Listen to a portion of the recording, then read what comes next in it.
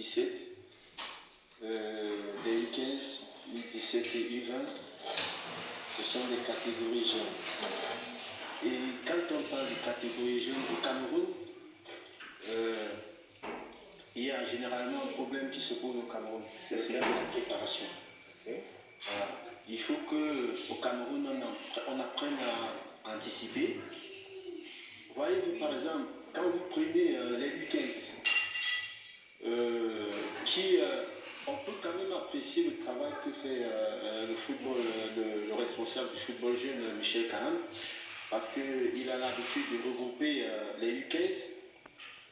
Quand on regarde les U17 avec Alioune Sédou, qui ont fait un très bon parcours à l'UNIFAC. Et parce qu'on parle justement des catégories U17, on avait annoncé une compétition de U17 au Cameroun, un championnat des catégories U17. Voilà. Donc c'est toujours. Non, la fédération va le faire. D'accord. Vous savez, vous avez les comptes, alors, ça fait plaisir. il y a un problème, alors je vais vous dire, en tant que technicien.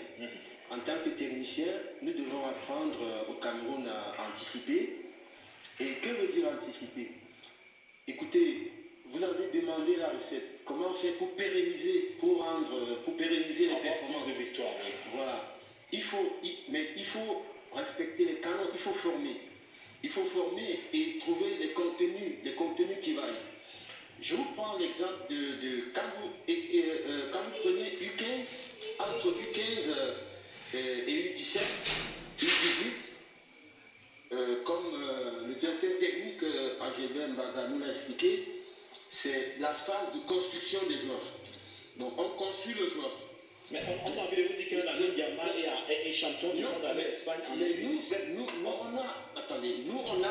on a nos canons. La direction technique au Cameroun parle de construction du joueur entre 15 ans, 16 ans, 17 ans. C'est la construction du joueur. Bon, on appelle ça la période de formation, de pré-formation et de formation. Parce qu'il faut le connaître quand on est entraîneur. Donc ce sont ces périodes-là qu'il faut respecter. Maintenant, les périodes post-formation, c'est-à-dire que vous avez fini votre formation et il faut également savoir les contenus. Ceux qui implémentent ça, il faut qu'on implémente ça au Cameroun. Ok. Quand un joueur a 15 ans ou 16 ans ou 17 ans et qu'il ne peut pas, et qu'il n'a pas une culture technique, qu'il n'a pas une culture tactique, qu'il n'a pas une culture mentale, c'est qu'il a un retard.